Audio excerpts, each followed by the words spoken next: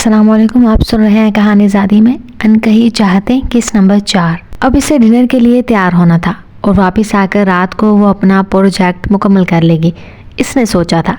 लेकिन हर काम इसी वक्त होता है जब इसका होना लिखा हो। इंसान कुछ भी कर ले, अपने लिखे को नहीं टाल सकता। वो बाबा के साथ आया जान की तरफ आई थी। आज वो पिंक कलर की घुटनों तक आती कमीज के साथ ट्राउजर पहने हुए थी। बालों की पोनी टेल बनाए हुए बिलाशुबा वो अच्छी लग रही थी। मेकअप के नाम पर सिर्फ काजल लगाया हुआ था। वो आम तौर पर काजल इस्तेमाल नहीं करती थी। सबने डिनर पर मोना को ढेर सारे तवाइफ और आगे कामयाबी की दुआएं दी थी। यही कहीं होगा, शायद अम्मा जान के कमरे में हो।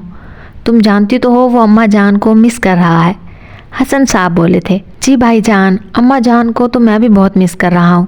कितने दिन गुजर गए हैं। हुसैन साहब कुछ अफसुदा थे। अरे माशाल्लाह, अल्लाह ताला ने इन्हें अपने घर की जियारत नसीब की है। वैसे भी 2 दिन तो हैं, फिर वो घर आ ही जाएंगे इंशाल्लाह। हसन साहब छोटे भाई को छोटे बच्चों की तरह समझा रहे थे। जाओ मूना बेटा, चचा और चाची जान को बुला लाओ, मैं सबके लिए चाय लेकर आती हूँ। और देखो असद भी नजर नहीं आ रहा, और आप आसिफ को भी बुला लें। वो बेहक वक्त मोना और हसन साहब से मुखातिब हुई थी। मोना जी अच्छा कहती हुई दादू के कमरे की तरफ बढ़ गई। बहुत ही कोई बोर किस्म के इंसान है आसिफ भाई। मुझसे तो शायद कोई ज़ाती दुश्मनी हो, लेकिन फैमिली के साथ भी टाइम स्पेंड करना नहीं पसंद करते। वो खुद से बड़बड़ाते हुए जा रही थी। वो मेरी बेटी है और बरसों से मेरी ख्वाहिश है कि मैं इसे अपने घर ले आऊँ। तुम्हें क्या मसला है आखिर? ताया जान की आवाज ने इसके कदम जंजीर की तरह जकड़ लिए। ऐन इस वक्त जब वो जूता उतार कर दरवाजा खोलने वाली थी, वो थम गई थी। मौजू गुफ्तगू इसी की जात थी। अंदर मौजूद लोग इसकी आमद से बेखबर थे। वो बदतहजीब और बेहया लड़की मेरी बहू कभी नहीं बनेगी, समझे तुम? चची की आवाज सुनाई दी थी और मुना की रूह तक काम गई। बेहया, इसके जहन में एक अल्फाज अटक गया था। जुबान को लगाम दो आसिया बेगम, मैं अभी और इसी वक्त भाईजान से मुना का हाथ मांगूंगा। इनका अंदाज हतमी था। मैं भी देखती हूँ तुम ऐसा कैसे करते हो। अब मुझे समझ आया कि वो बदकिरदार लड़की हमारे घर के चक्कर क्यों काटती फिरती है। मामा खुदा के लिए खामोश हो जाएं, असद की आवाज़ थी, लेकिन इसे तो कुछ नहीं सुना था सवाए चची के अल्फाज के। इसे लगा कि वो मजीद 1 मिनट भी नहीं रुक सकी, इसका दिल फट जाएगा। वो नंगे पाँव तेज तेज कदम उठाती बाहर जा रही थी। आंसू तेजी से सारे चेहरे को भिगो गए थे। डाइनिंग रूम से सबकी आवाजें आ रही थी, लेकिन वो किसी का सामना नहीं करना चाहती थी। वो फौरन बाहर की तरफ भागी थी। वो जल्द घर जाना चाहती थी। इसकी जिंदगी में पहली बार एक ऐसा मुकाम आया था जब इसकी रूह को छलनी कर दिया गया था, जब इसे लगा कि जैसे किसी ने इस पर तेजाब उड़ेल दिया हो। इसके अपने बाप जैसे चचा और बड़े भाई जैसे कजन के सामने इसे क्या बना दिया गया था। वो लाडों में पली थी, अल्फाज की सख्ती बर्दाश्त नहीं कर सकती थी। वो गेट तक गई तो आजिब सामने अपनी गाड़ी में से निकल रहा था, मगर इसे किसकी परवाह थी।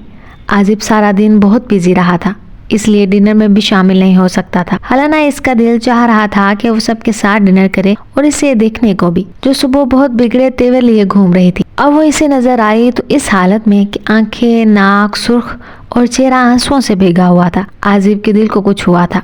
वो हर वक्त हंसती मुस्कुराती रहती थी। इसने आखिरी दफा शायद कभी इसे बहुत छोटी मुना को रोते हुए देखा था। वो इस साइड से गुजरकर बाहर की तरफ बढ़ गई थी, यकसर नजरअंदाज करते हुए जैसे इसे देखा ही ना हो। आजम ने मुड़कर देखा तो वो नंगे पांव थी और गेट अबूर कर चुकी थी। वो फौरन इसके पीछे भागा था।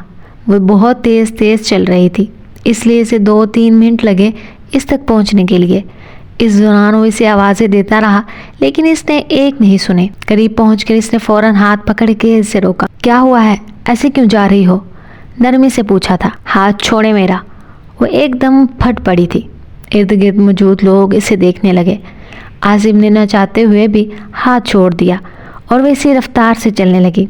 वो अभी भी इसके साथ था, लेकिन कुछ नहीं बोल रहा था और इसे दोबारा रोका भी नहीं था।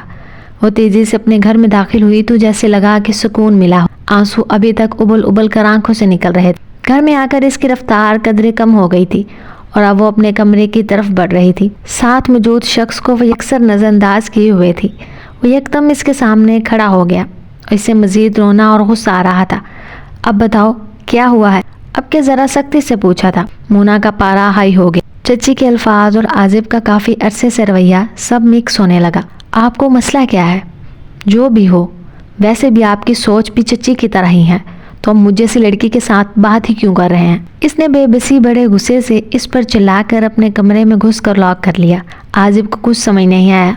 سوائے اس کے کہ اس کو ہرٹ کرنے والی ذات چچی کی ہے۔